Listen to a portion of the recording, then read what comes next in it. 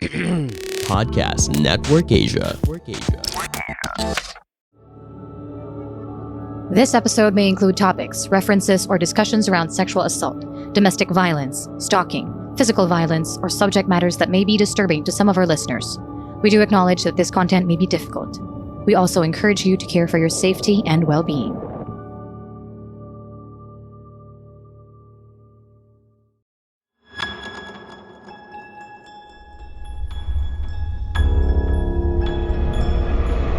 Shocking, sad, revealing, and deeply researched, PH Murder Stories podcast covers the true account of infamous killings and true crime stories from the Philippines.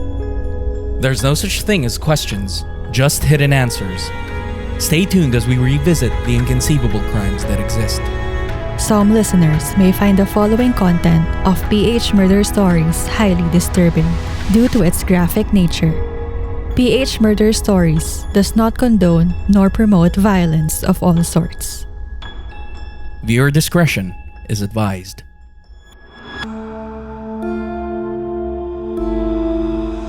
Hostage-taking situations are one of the most discussed cases in the Philippines. After all, most of these kinds of incidents in the country conclude very badly, and in other instances are deadly. The incident at the Taguig Hall of Justice in March 2007 caught the entire country's attention as a movie stuntman and his common-law wife held 4 people hostage for an entire day. Ironically, inside a place where people expect justice. Hostages were punched, kicked, and pistol-whipped. Hostage takers were seen looking for ways to escape, and the SWAT team's operations were nationally televised. Indeed, the incident was filled with drama, confusion, and twists.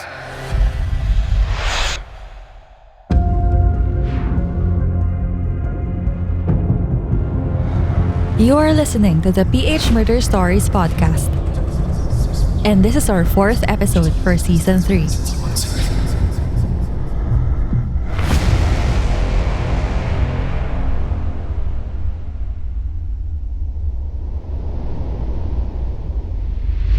Magandang hapon po. Sunod-sunod na putok ang narinig mula sa Taguig City Hall of Justice kani-kanina lang. Candice, kanina 1:30 ng hapon akmang tatalon ang sospek na si Almario Villegas nang dumungaw ito sa bintana na may hawak na baril. Ngunit hindi ito tumuloy at pumasok muli sa kwarto at matapos nga ilang minuto makalipas ay 7 malalakas na tunog ang aming narinig mula dito sa labas. Ang 7 ay mukhang tila pagputok ng baril at isa ay tila pagsabog ng granada pero hindi pa na ito makumpirma sa ngayon. Matapos ito, 2 katao ang inilabas sa gusali, isang lalaki at isang babae na isinakay sa ambulansya. Mukhang hindi naman sila nasaktan pero hindi pa natin alam sa ngayon kung ano ang kanilang pagkakakilanlan. Ngayon ay papunta tayo sa isang lugar dito sa paaralan na katabi ng gusali upang abangan isang press conference upang ipaliwanag daw sa media kung ano ang mga sunod-sunod na nangyari kanina. Sa tingin ko nagwala to dahil dun sa kaso. Wala namang hinihingi iba.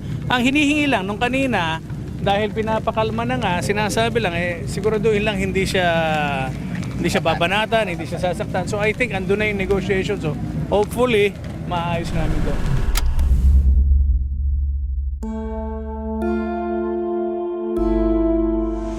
The Taguig Hall of Justice is located inside the land property of the Department of Public Works and Highways, situated along General Santos Avenue in Barangay Central, Bicutan, with neighboring government offices. Inaugurated and blessed on April 27, 2006, under the administration of then-Mayor Freddy Tinga. The edifice houses 8 regional trial courts, 4 metropolitan trial courts, the city prosecutor's office, and the local public attorney's office. Schools and universities and other education subsidiaries are also found in the vicinity of the courthouse. Unfortunately, activities in nearby schools were struck when the police stormed the Justice Hall on March 14, 2007, less than a year after the building was opened, to end an almost 24-hour hostage crisis that killed the gunman and freed 4 of his hostages. Gunshots and a blast rang out within the local court as the police Special Weapons and Tactics team carried out the assault shown on national TV. The gunman, Al Bautista, also known as Almario Villegas, was killed after dropping a grenade that exploded in his face. A court staffer managed to escape, but Bautista and his common-law wife, Delia de la Cruz, held 4 people hostage. The hostages were Clerk of Court Donna Dunuan, Court Stenographer Liwanag Saloma, Legal Counsel Frederick Ballesteros, and Gina Ramos, the person whom both hostage takers were beefing with. The drama began when Bautista, a movie stuntman by profession, pulled a pistol after an argument with Gina Ramos during a land dispute hearing. He was angered by the latter's refusal to reset the scheduled preliminary conference over a foreclosed mortgage property. Before the situation escalated, Bautista threatened Ramos, bragging that he brought 4 grenades, was a member of the Philippine Marines, and had killed before. Though later, the Philippine Marines denied that Bautista was a member of the elite unit, the authorities also learned that he has a standing warrant of arrest for the murder of a Taguig judge several years ago.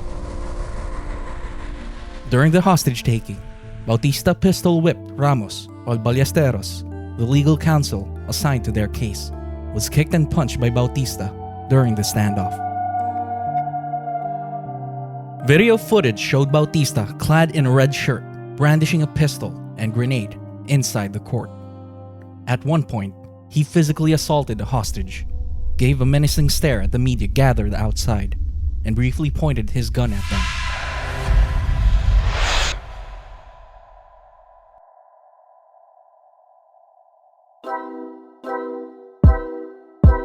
Calling all aspiring podcasters. This is your sign to start your own podcast because we have just the right tool for you.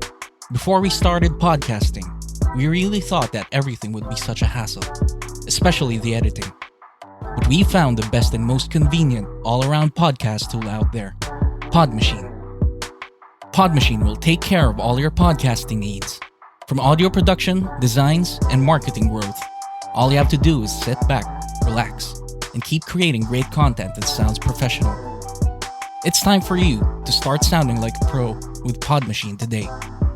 Sign up and get a free episode trial. And once you're convinced of how good it can be and how it helped us, you can start for as low as only $49.99 for 4 episodes in a month. But wait, there's more. If you use our code phmurder, all caps, no spaces, you get 1 free episode credit upon subscribing.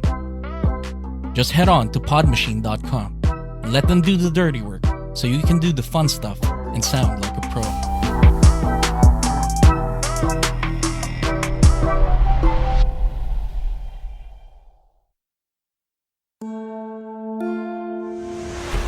Then Supreme Court Chief Justice Reynato Puno arrived briefly at the scene to convince Bautista to surrender. He assured him that the judicial branch would handle the land dispute fairly. Mayor Tinga said that Bautista and De La Cruz made no specific demands, but later asked for 3 million pesos in ransom. Tinga and police officers negotiated via cell phone and said that they wanted to end the drama peacefully. Bautista had agreed to surrender his .22 caliber pistol and grenade while he was to be escorted by his police friend Jimmy Rondon in a getaway car.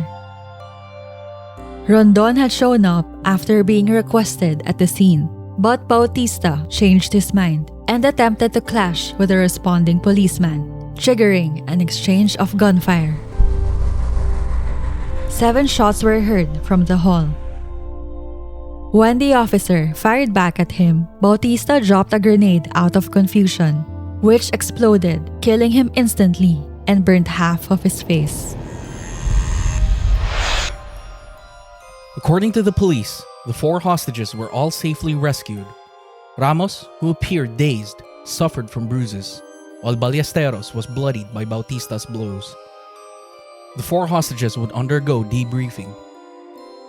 On the other hand, the authorities took De La Cruz into custody and may be charged as an accomplice in the incident.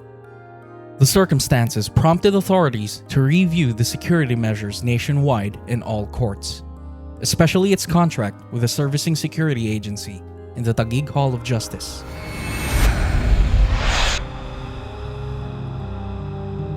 A week after the infamous incident happened, Gina Ramos, one of the hostages, filed illegal detention and kidnapping charges against Delia de la Cruz, the primary hostage-taker's common-law wife. The drama did not end during the hostage-taking incident, as Ramos, who saw one of her hostage-takers for the first time since the end of her ordeal, slapped de la Cruz, though other reports indicate that Ramos threw a punch. On the other hand, de la Cruz told reporters that she would consider filing charges against Ramos as she suffered a wound that had to be treated by doctors. She also claimed her innocence in the hostage-taking incident, asserting that her former lover also held her hostage.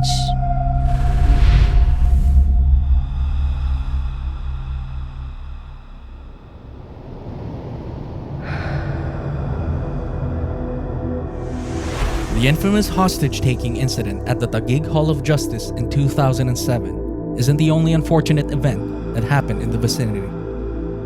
In 2005, captured Abu Sayyaf guerrilla commanders took over a prison building in Camp Bagong Diwa, near the court building.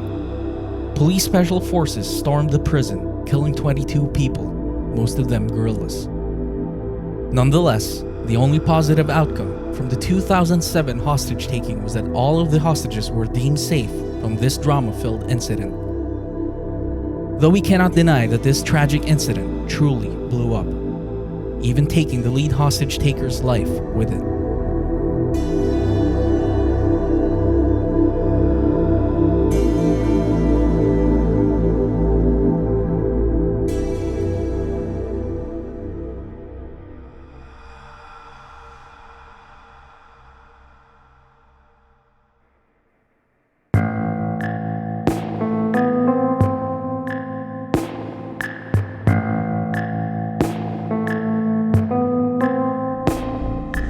Thank you for listening to PH Murder Stories.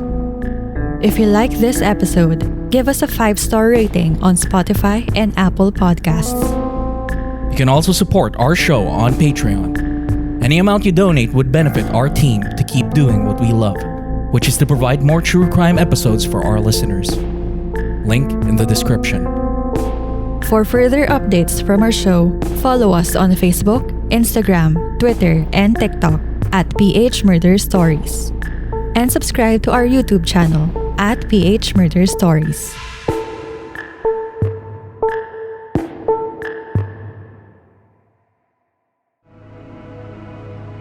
The views and opinions expressed by the podcast creators, hosts, and guests do not necessarily reflect the official policy and position of Podcast Network Asia, the hosts of the program, or other programs of the network.